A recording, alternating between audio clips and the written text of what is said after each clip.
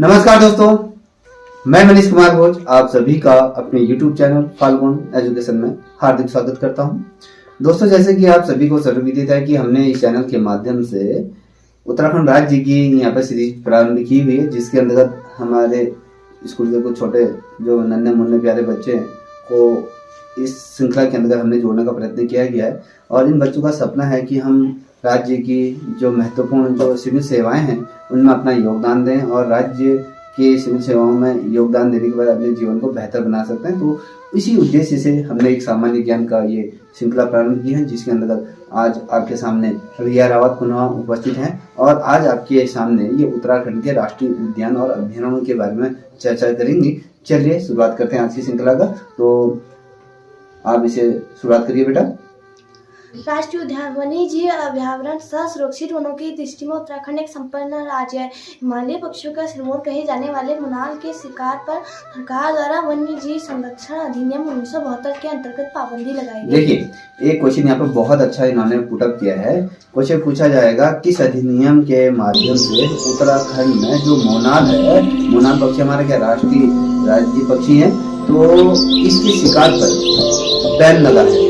अगर कोई इसका शिकार करता है तो ये जो अधिनियम है 1972 का, तो इसकी वजह से उसे कठोर कारावास होगी। तो ये अधिनियम बेसिकली क्यों लाया गया था कि जो ये प्रजाति है वो पूर्ण रूप से विलुप्त होने के कगार पे है। तो ऐसे जो विलुप्त जो प्रजाति होती है उनका संरक्षण करने के लिए उनको अलग अलग राज्यों के प्रतीक के रूप में अपनाया जाता है। तो यहाँ पर जैसे आप सभी को पता है कि मोनाल आपके पिथौरागढ़ हो गया है, हिमालयी उच्च क्षेत्रों में जैसे आपके अगर देखोगे तो उत्तरकाशी और साथ ही केदारनाथ के जो ऊपरी जो क्षेत्र है तो वहाँ पर ये बेसिकली पाए जाते हैं। तो ये जो है कहीं ना कहीं ये विलुप्ति के कगार पे, इसीलिए इनका संरक्षण बहुत जरूरी है। तो ये इसीलिए हमारे जो हिमालय का सिरमौर का इसका ताज इसे कहा जाता है। ठीक है, तो ये जो संरक्षण अधिनियम कब था 1972 में इसको लाया गया था। चलिए आगे बढ़ते हैं। जिम कॉर्बेट राष्ट्रीय उद्यान, इसकी स्थापना अब ये जो बताने जा रही है ये जिम कॉर्बेट नेशनल पार्क की जो है, जो आपके विश्व धरोहर यूनेस्को का भी दर्जा प्राप्त है। और सबसे बड़ा ये खूबसूरती ये है इस चीज़ की कि हमारा राज्य का एक अभिन्न अंग है। कहीं ना कहीं इससे हमारे राज्य को अंतर्राष्ट्रीय स्तर पे पहचाना जाता है, एक नाम है। ठीक है, चलिए बताइए जिम कॉर्बेट राष्ट्रीय उद्यान के बारे में। राज्य का प्रथम वन्य जीव संरक्षण केंद्र मोतीचूर वन्य जीव विभाग वर्ष 1935 में घोषित किया गया, जो बाद में राज्य राष्ट्रीय उद्यान में शामिल हो गया। देखिए, इसे जब हमारा देश जब आजाद नहीं हुआ था, आजादी के कितने साल पहले, 11 साल पहले इस अभयारण्य का अस्तित्व में आया था। जो जिम कॉर्बेट थे उनके मस्तिष्क में एक विचार आया कि क्यों ना हम एक जो पार्क की स्थापना करें। तो ये जब विचार है तो आज़ादी के 11 साल पहले इस जो आइडिया था इसको पृथक तौर पे सामने लाया गया, जिसके अंतर्गत हम देखेंगे देश का पहला, यह देखिएगा देश का पहला राष्ट्रीय उद्यान के रूप में जिम नेशनल कॉर्बेट पार्क आपके सामने आता है, जिसे मोतीचूर अभयारण्य के नाम से भी कहा जाता है। बाद में इसे किस नाम से चेंज कर दिया गया है, रामगंगा नेशनल पार्क के नाम से जाना। क्या वर्तमान समय में हम इसको किस नाम से जानते हैं, जिम कॉर्बेट राष्ट्रीय उद्यान के नाम से जानते हैं। ठीक है, थोड़ा जोर से चलिए। भारत एवं एशिया के प्रथम वन्यजीव संरक्षण केंद्र के नाम पर गवर्नर हैली के नाम पर वर्ष 1936 में जिम कॉर्बेट राष्ट्रीय उद्यान की स्थापना की गई। देखिए, हैली एक अंग्रेज अधिकारी थे, उन्हीं के नाम से इस पार्क का क्या गया, हैली राष्ट्रीय उद्यान के नाम से उन्हीं के नाम से इसको रखा गया। ठीक है, चलिए आगे बढ़िए। हैली राष्ट्रीय उद्यान स्वतंत्रता के पश्चात रामगंगा नेशनल पार्क हो गया। देखिए 1957 की बात करते हैं, 1957 है, 1957 में क्या हुआ था, वर्ष 1957 में रामगंगा नेशनल पार्क का नाम परिवर्तित होकर जिम कॉर्बेट राष्ट्रीय उद्यान में हो गया। अब देखिए रामगंगा राष्ट्रीय उद्यान का नाम कब परिवर्तित हो गया, हैली नेशनल नाम कॉर्बेट नेशनल पार्क पड़ा तो किस वर्ष से पड़ा था, ये बहुत अच्छा प्रश्न है, इसे नोट डाउन करने की कर सकते हैं आप लोग। तो कब पड़ा था, 1957 में क्या नाम परिवर्तित हुआ, जिम कॉर्बेट राष्ट्रीय उद्यान। ठीक है, आगे बढ़िए। यह नैनीताल एवं पौड़ी गढ़वाल जनपदों में स्थित है। ठीक है, देखिए हमारा जो राष्ट्रीय उद्यान, जब हम कहते हैं एशिया का पहला जो राष्ट्रीय उद्यान है जिम कॉर्बेट नेशनल पार्क है, ये 2 जनपदों में फैला है। कहाँ कहाँ, पौड़ी गढ़वाल और नैनीताल। पौड़ी और नैनीताल जनपद में ये फैला हुआ है। ठीक है, आगे बढ़िए। नैनीताल एवं पौड़ी गढ़वाल के 520.82 वर्ग किलोमीटर में फैला हुआ है। देखिए 520.82 वर्ग किलोमीटर में ये बहुत बड़ा राष्ट्रीय उद्यान फैला हुआ है। ये अपने आप में इस डिजीज को भी याद रख लीजिए। ठीक है, चलिए आगे बढ़ो।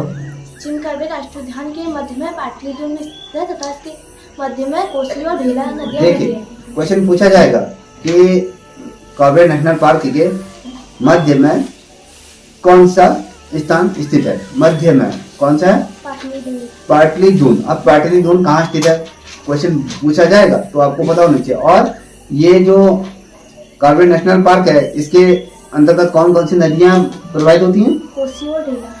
कोसी और ढेला। क्वेश्चन पूछा जाएगा कि जो ढेला जो नदी है वो कहाँ प्रवाहित होती है, तो आपको ये पता होना चाहिए। ये आपके कॉर्बेट नेशनल पार्क के अंदर ये वैली और ढेला भी यहीं पाया जाता है। ठीक है, चलिए आगे बढ़िए।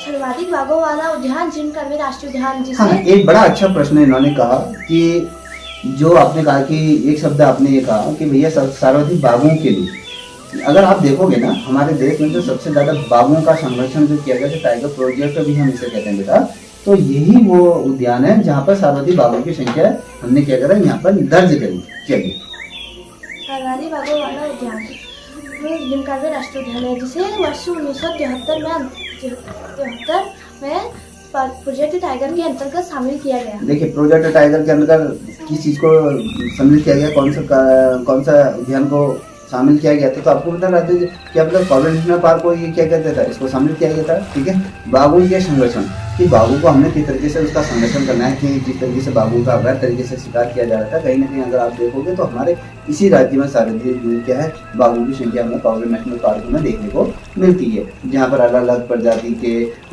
जो पेड़ पौधों के अलग अलग प्रकार के यहाँ पर क्या है जीवों का संरक्षण भी ये केंद्र रहता है। ठीक है, ये सारी चीजें महत्वपूर्ण है। चलिए, यहाँ पर पाए जाने वाले प्रमुख वृक्ष साह, शीशम, खैर, सावना घास आदि। यहाँ पर खैर कहा है इन्होंने, और क्या बोलता है सावना घास, शीशम हो गया, ये मुख्यतः यहाँ पर इस क्षेत्र में पाए जाते हैं। तो यह देखिएगा। ठीक है, चलिए। यहाँ पर पाए जाने वाले प्रमुख जीव बाघ, हाथी, चीता। यहाँ पर एशियाई हाथी की हम बात करेंगे। आप एशियाई हाथी हैं तो यहाँ पर वो भी पाए जाते हैं। ठीक है, यहाँ कहता है कि एशियाई हाथी के साथ साथ यहाँ जो चीतल हो गया या फिर बारहसिंगा हो गया, ये अलग अलग चीजें यहाँ में देखेंगे। एशियाई हाथी अगर हम बात करते हैं तो एशियाई हाथी हमारे इसी कॉर्बेट नेशनल पार्क में पाए जाते हैं। तो यह देखिएगा। चलिए, राजाजी राष्ट्रीय उद्यान, इसकी स्थापना स्वतंत्रता सेनानी श्रीराज गोपालाचारी के नाम पर वर्ष 1983 में की गई है। नाम बोलते रहिए। यहाँ जिला पशु विहार, मोतीपुर पशु विहार तथा राजाजी पशु विहार को मिलाकर की गई है। ठीक है, अभी हम राजाजी राष्ट्रीय उद्यान के बारे में बात कर रहे हैं। तो राजाजी राष्ट्रीय उद्यान की जब हम बारे में बात करें तो आपको ये पता होना चाहिए कि इनका नाम राजाजी जो राष्ट्रीय उद्यान क्यों पड़ा, किसके नाम पर रखा गया? श्री राज गोपालाचारी के नाम पर हमने इस राष्ट्रीय उद्यान का नाम रखा। ठीक है, तो ये इसीलिए हम इसको राजाजी राष्ट्रीय उद्यान के नाम से जानते हैं। और इनका नाम कब रखा गया था? वर्ष 1983। चलिए आगे बढ़िए।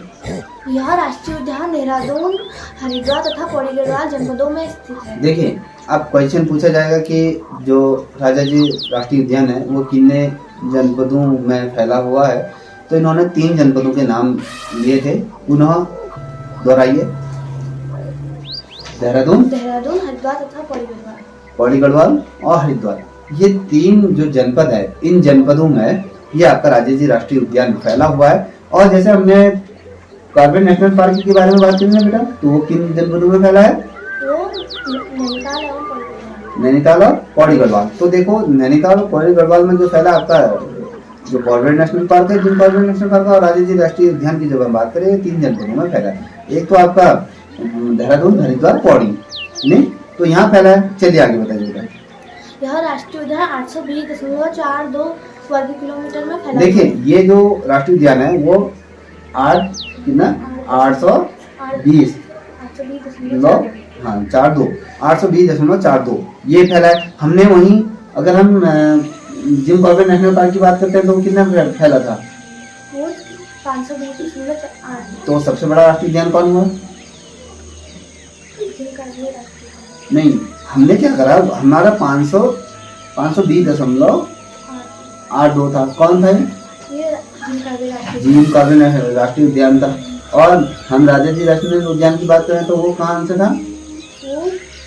वो 820। तो 820 जब हम बात कर रहे हैं तो इतने वर्ग मीटर में जब फैला है तो तीन जनपदों को वो कर रहा है कवर। तो 3 जनपदों को जब कवर कर रहा है तो बड़ा ये हुआ ना, समझ में आ रहा है ना? चलिए आगे।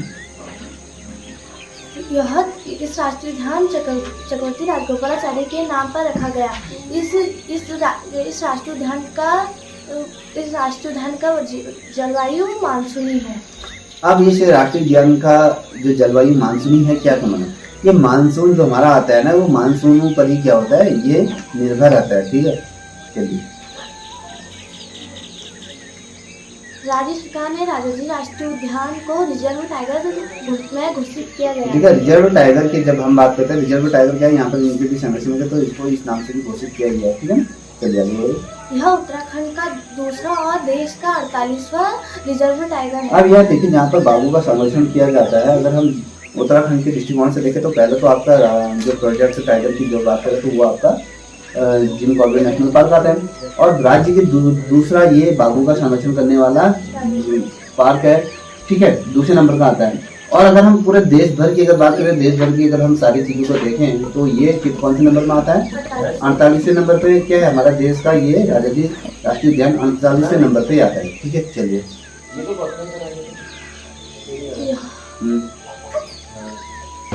यह राष्ट्रीय उद्यान एशिया हाथियों के लिए प्रसिद्ध है। कौन सा है? एशिया हाथियों के लिए कौन सा राष्ट्रीय उद्यान सबसे ज्यादा प्रसिद्ध है पूछा जाएगा तो? Rajaji national park. तो ये यहाँ पर कौन से हाथी पाए जाते हैं? एशियाई हाथियों के लिए सबसे महत्वपूर्ण जो आपका ये उद्यान है वो कौन सा है? राजाजी नेशनल पार्क है। चलिए आगे बढ़िए। हाँ, अब हम बात करेंगे गंगोत्री राष्ट्रीय उद्यान के बारे में बात करेंगे। चलिए। गंगोत्री राष्ट्रीय उद्यान इसकी स्थापना वर्ष 1989 में की गई थी। यह उत्तराखंड के उत्तरकाशी जिले में स्थित है। ठीक है, अब क्वेश्चन पूछा जाएगा कि गंगोत्री राष्ट्रीय उद्यान किस जनपद के अंदर आता है? उत्तरकाशी जिले। कब हुआ था इसकी स्थापना? वर्ष 1989 में। ठीक है, चलिए आगे। यहाँ कस्तूरी मृग, हिमालयन भालू और मोनाल आदि पशु पक्षी मुख्य आकर्षण है। देखिए, गंगोत्री राष्ट्रीय उद्यान की जब हम बात करते हैं तो यहाँ हमें विविधता देखने को मिलती है प्रकृति की। यहाँ पर आपको हमारे राज्य के जो पक्षी है और यहाँ पर मोनाल और साथ ही चीतल हो गया, भालू हो गया और साथ ही अलग अलग प्रकार के यहाँ पर क्या है जीव जंतु हमें देखने को मिलते हैं, जो हमारे अगर हम बात करें जो विलुप्ति की कगार पर रखे, तो इसीलिए इसका संरक्षण के लिए ये महत्वपूर्ण सरकार भी अपना इसमें सहयोग दे रही है और केंद्र सरकार भी मिलकर इसका सहयोग दे रहा है। और गंगोत्री राष्ट्रीय उद्यान का मैं बात करूँ तो विश्व धरोहर ये आपके अगर कहें यूनेस्को में भी इसने अपना स्थान प्राप्त कर लिया। अब इसको जो फंडिंग होती है बेसिकली इस जो गवर्नमेंट जो ये पार्क है, पार्क के अंदर जो भी संरक्षण का कार्य होता है सारे विश्व बैंक ही इसको क्या करेगा, फंडिंग करेगा। तो ये सारी चीज़ें, ये बहुत अच्छी बात है कि हमारे उत्तराखंड के ऐसे बहुत से जो पार्क हैं उनको यूनेस्को ने अपने अंतर्गत लेके रखा है। ठीक है, ये बहुत अच्छी बात है। चलिए आगे। यहाँ भोजपत्र और देवदार आदि मिलते हैं। देखिए, पहले हम अगर अपने पुरानी संस्कृति की तरफ देखें ना, अगर वैदिक काल को भी जाएं या फिर प्राचीन मध्य काल में भी देखें तो हमने उसमें भोजपत्रों में ही हमने लिखना प्रारंभ किया था, ताड़पत्रों के भोजपत्रों। तो ये वाला जो क्षेत्र तो यहाँ पर भी सार्वजनिक रूप में ये चीज़ें देखने को मिलते हैं। यहाँ पर देखिए बड़े बड़े वृक्ष यहाँ पर आज भी संरक्षण ये हो रहा है इनका। ठीक है, तो ये आपको चाहे देवदार कहें, देवदार हमारे उत्तराखंड की क्या है, कहीं ना कहीं शान है। तो ये लेके चलो कि देवदार के तौर पर अगर उत्तराखंड एक विशिष्ट स्थान अपने आप में रखता है। ठीक है, चलिए। यह राष्ट्रीय उद्यान 2390 वर्ग किलोमीटर में फैला हुआ है। ये बहुत अच्छा रहा कि ये जो राष्ट्रीय उद्यान है कितने वर्ग किलोमीटर में फैला है? 2390 वर्ग। अब ये बताइए, हमने जो 3 राष्ट्रीय उद्यान कहे थे, सबसे बड़ा राष्ट्रीय उद्यान कौन सा हुआ? गंगोत्री राष्ट्रीय उद्यान। हाँ, गंगोत्री राष्ट्रीय उद्यान उत्तराखंड का सबसे बड़ा ये राष्ट्रीय उद्यान है जो क्षेत्रफल के दृष्टिकोण में हमने अलग अलग जो उद्यान के बारे में बात करी। तो आपने राजाजी राष्ट्रीय उद्यान के 820 है और साथ ही हमने 520 की बात करें, हमने कौन सा है कॉर्बेट नेशनल पार्क की। तो सबसे बड़ा राष्ट्रीय उद्यान के तौर पर कौन है? गंगोत्री राष्ट्रीय उद्यान। ठीक है, इसकी स्थापना वर्ष 1989 में की गई थी। यह उत्तराखंड के उत्तरकाशी जिले में स्थित है। यह उत्तराखंड का सबसे बड़ा उद्यान गंगोत्री राष्ट्रीय उद्यान है। ठीक है, सब समझ में आ गया और आगे भी याद करा। चलिए, आज 3 राष्ट्रीय उद्यानों के बारे में हमने चर्चा करी, आपने देखा होगा और आपको ये याद होना चाहिए कि ये राष्ट्रीय उद्यान कितने ज़्यादा महत्वपूर्ण है और क्यों इनको इतना ज़्यादा यहाँ से क्वेश्चन पूछे जाते हैं आपकी प्रतियोगिता परीक्षाओं में। ये लेके चलिए कि आपकी प्रतियोगिता परीक्षाओं में यहाँ से 100% क्वेश्चन बनते हैं। अगर आपने इन चीज़ों को आपने इसे याद करते हुए चले तो निश्चित रूप में आप भविष्य में अच्छे पदों पर पहुँच सकते हो और अच्छे कंपटीशन फाइट कर सकते हो। मैं यही दुआ करूँगा कि ये बच्चियाँ आगे अपने माँ बाबू का नाम रोशन करें और गुरुजनों का नाम रोशन करें और हमारे क्षेत्र का नाम रोशन करें। हम इनके उज्जवल भविष्य की ये कामना करते हैं।